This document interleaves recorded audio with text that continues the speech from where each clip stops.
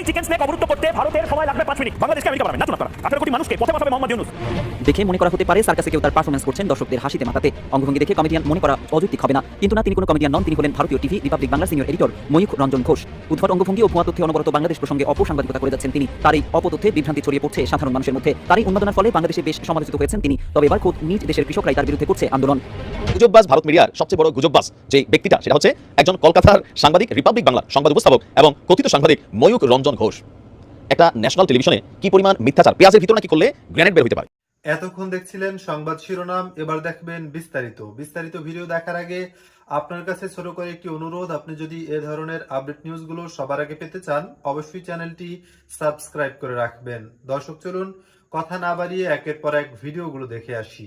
এই chicken snake অবরুদ্ধ করতে ভারতের সময় লাগবে 5 মিনিট। বাংলাদেশকে আমেরিকা বানাবেন, নাচুন আপনারা।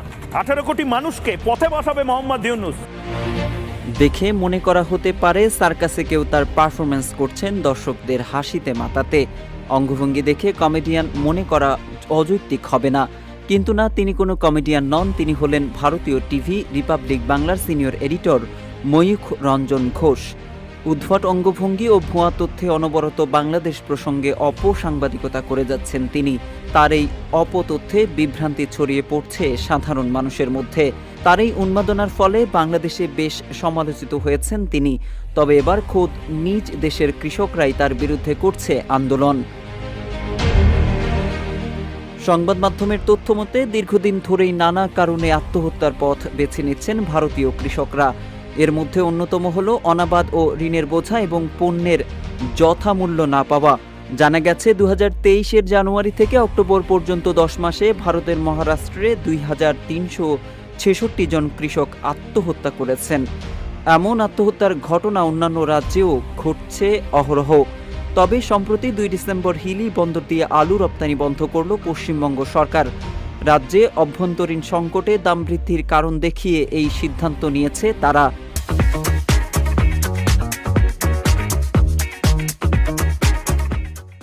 বাংলাদেশে পণ্য রপ্তানি বন্ধে এবার রাস্তায় আলু ফেলে প্রতিবাদ করছে ভারতীয় কৃষক ও সাধারণ মানুষ। ভারতীয়রা মনে করছেন ময়ূখের উন্মাদনার কারণেই বাংলাদেশের বাজার হাতছাড়া হয়েছে ভারতীয় কৃষকদের। এসব কৃষকরা আলু ও পেঁয়াজ বাংলাদেশে রপ্তানি করতে না পেরে এক প্রকার হতাশ। তাই দেশটি জুড়ে কৃষকরা এসবের প্রতিবাদ জানাচ্ছেন। ভারতের পশ্চিমবঙ্গ এবং মহারাষ্ট্র সহ বিভিন্ন প্রদেশের কৃষকরা তাদের উৎপাদিত পণ্যের ন্যায্য মূল্য না পাওয়ার কারণে ক্ষোভ প্রকাশ করছেন। সেখানকার কৃষকদের দাবি, রপ্তানি বন্ধ হওয়ার কারণে তাদের উৎপাদিত পণ্য 2.5 থেকে 3 টাকা দরে তাদের বিক্রি করতে হচ্ছে। এদিকে অল্প দামে এসব পচনশীল পণ্য বিক্রি করতে বাধ্য হওয়ায় উৎপাদন খরচও তুলতে পারছেন না ভারতীয় কৃষকরা। সংবাদ মাধ্যমের তথ্য, রিপাবলিক বাংলার ময়ূখ রঞ্জনের বাড়ির সামনে আলুর বস্তা ফেলে প্রতিবাদ করেছেন কৃষকরা। সে সময় সাংবাদিকদের একজন কৃষক জানান, বাংলাদেশে আমদানি বন্ধ করায় এই আলু তাদের 2-3 টাকা করে বিক্রি করতে হচ্ছে। ফলে এগুলো তাদের রাস্তায় ফেলে দেওয়া ছাড়া আর কোনো উপায় নেই।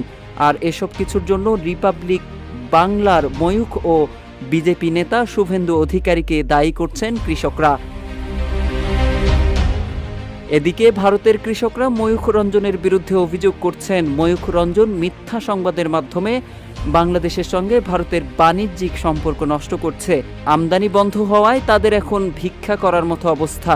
জানা গেছে এবার সেই ময়ূখ রঞ্জনের বাড়ি ঘেরাও করেছেন বিক্ষুব্ধ কৃষক ও জনতা। এ সময় তাদের স্লোগান দিতে দেখা যায়, মিথ্যা সংবাদ বন্ধ করো, কৃষকদের রুটিরুজির জবাব দাও। তবে অভ্যন্তরীণ উৎপাদন ও বিকল্প হিসেবে পাকিস্তান ও চীন থেকে আলু ও পেঁয়াজ আমদানির কারণে বাংলাদেশের বাজার স্থিতিশীল থাকবে বলে আশা করা হচ্ছে।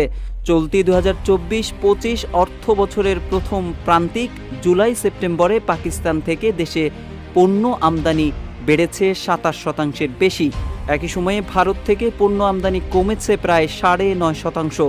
বিশ্লেষকরা বলছেন, পরিবর্তিত রাজনৈতিক পরিস্থিতিতে পাকিস্তানের সঙ্গে কূটনৈতিক ও বাণিজ্যিক সম্পর্ক জোরদার হচ্ছে বাংলাদেশের।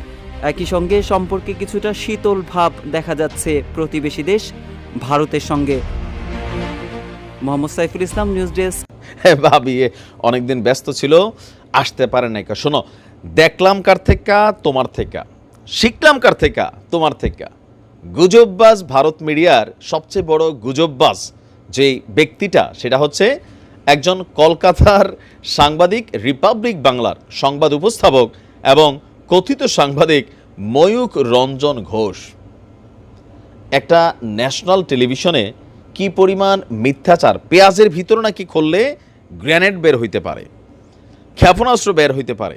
দেখেন কি তত্ত্ব আবিষ্কার করছে। পাকিস্তান থেকে যখন বাংলাদেশে একটা আসছিল, জাহাজ আসছিল, তো এরকম বাংলাদেশের সকল বিষয়ে থাকবে না, বাংলাদেশ থাকবে না, মানে নানান ঢঙে মঙ্গে লাফাইয়া ঝাফাইয়া যে সাংবাদিক ভারতের জনগণকে বাংলাদেশের বিরুদ্ধে উস্কে দিয়েছে মিথ্যা তথ্য দিয়া, টোটাল খেলাটার মাস্টারমাইন্ডের একজন হচ্ছে এই ময়ূক রঞ্জন ঘোষ, যার প্রতি বাংলাদেশের মানুষের হাহা রিয়েক্ট আসে। আর হাতের কাছে পাইলে হয়তো হালকা আদর আপ্যায়ন করার পরিকল্পনা অনেকের ছিল। তো যাই হোক, ঘটনা ঘটালো কি, আমরা তো এই কাজ করি নাই, বাংলাদেশে তো এই লোক আসে নাই, তাহলে কলকাতার মানুষ কেন ময়ূককে এই অবস্থায় করলো? এখন আসেন, ঘটনার প্যাচ লাগছে কোথায়? সোশ্যাল মিডিয়াতে যেই বিষয়টা আলোচনায় থাকে, এটা নিয়ে সবচেয়ে বেশি গুজবের ডালপালা ছড়ায়। তো ময়ূক রঞ্জনকে নিয়ে এই মুহূর্তে ময়ূক রঞ্জনের পরিণতি এমন হোক, অনেক বাংলাদেশি এটা চাইছেন, দেখে খুশিও হয়েছেন, কিন্তু খুশি হওয়ার কারণ নাই, ঘটনাটা ময়ূকেরই, বাট এটা কিন্তু এখনকার না।